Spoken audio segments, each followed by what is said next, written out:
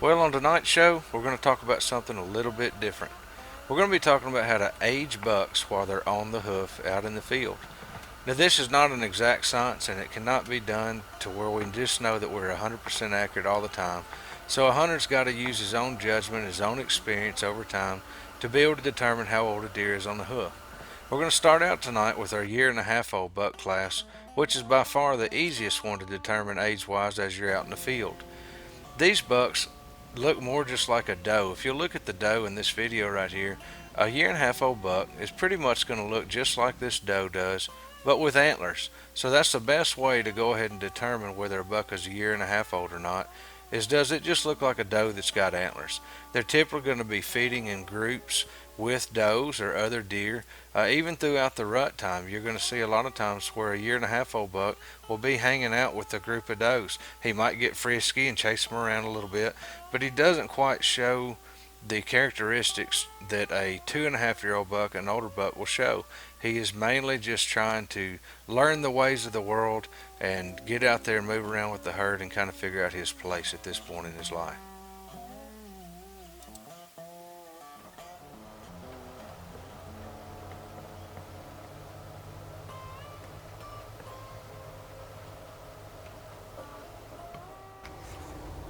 Now, it is at this age that a pecking order, so to speak, is starting to be established. These bucks, even at a year and a half old, they're ready to show off their stuff and push each other around and kind of see who the biggest boy on the block is. Now, this kind of, as they get older, is already determined. They know, and you'll see in some of this later video footage, as they get older, they kind of don't mess with one another nearly as much. And it usually just takes a quick look or a lowering of the head to let one of them know it's time for him to get out of the way and let the other one have his space.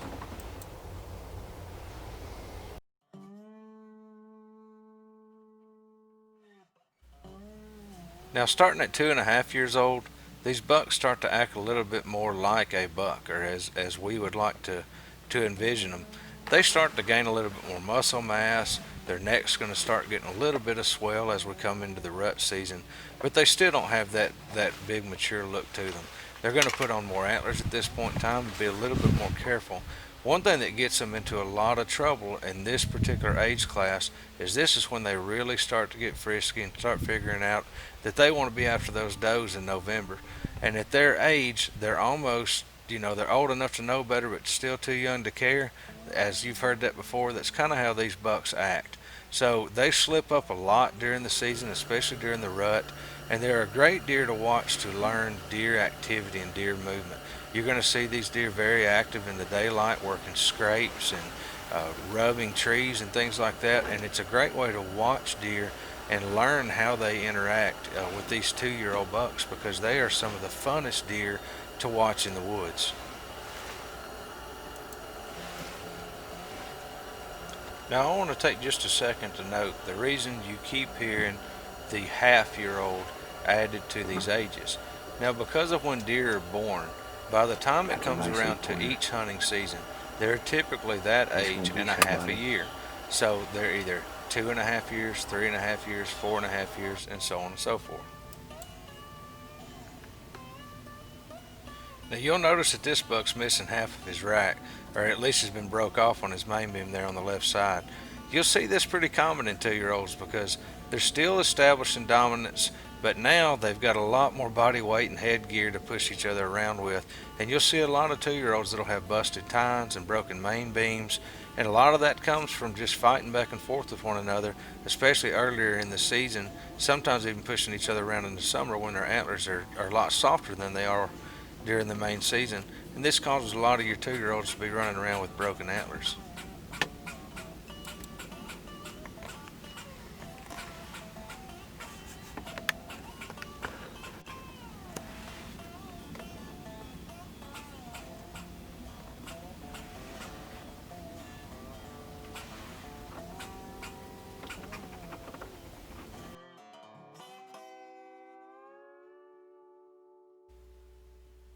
Now, 3.5 years old in age, in my opinion, that's the toughest buck to let walk past you. This is when the guys that want to shoot a mature buck run into the biggest problems, because at 3 years old, These deer look good, they look big, and it's really tempting at this point to go ahead and take that deer. Now, for those that want to, there's absolutely nothing wrong with this. But if you're looking to try to take a mature deer, the 3.5 year old class range is the hardest one to let go. You can see this buck running around me that morning, and it was sure tough to lay off the trigger. And as a matter of fact, I had the same buck in front of me in bow season and let him go then.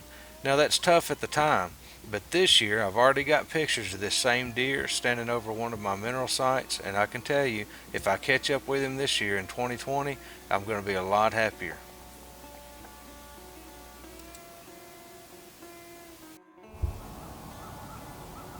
Now once the rut rolls around, 3 year olds are almost constantly on the move.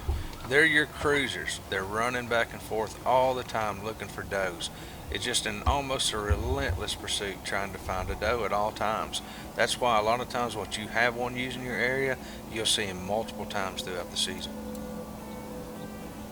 Now these next couple of bucks that you're going to see here that were in the 3.5 year old range are two of the bucks that gave me the toughest time over the years passing them up. I had wonderful opportunities at both of these deer multiple times over a couple of seasons, and I was able to hold off on that trigger just because I knew that they would become special deer. Now the 10 pointer that you see in the field, that buck was not quite as big the next year as you would have expected. As he matured out, he stayed about the same size, and I went ahead and took him and was completely tickled with doing that. But the 8 pointer, the wide deer that was in that field, the next season grew quite a bit and became one of the greatest deer that I've ever taken so far in my life.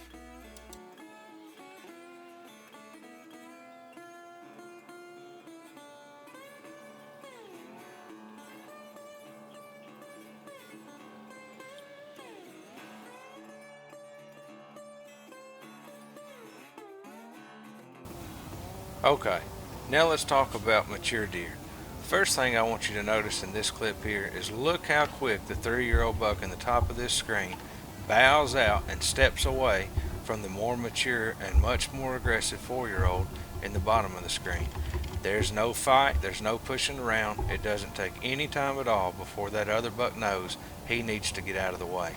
That's one of the number one things to look for when a mature buck enters the field, is he will get immediate response from the other bucks in the field, and they will clear the way for him in most cases. So that's one way to know that that's going to be your mature buck in the area.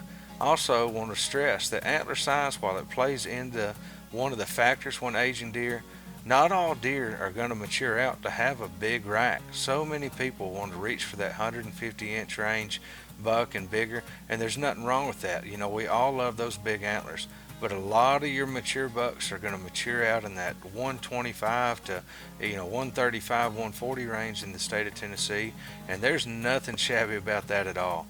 So again, I'm looking for body size. I'm looking for the way that they interact with other deer. You can learn more about aging deer and determining age structure by simply watching deer in their natural environment while not pulling the trigger on your gun than you can in any other way.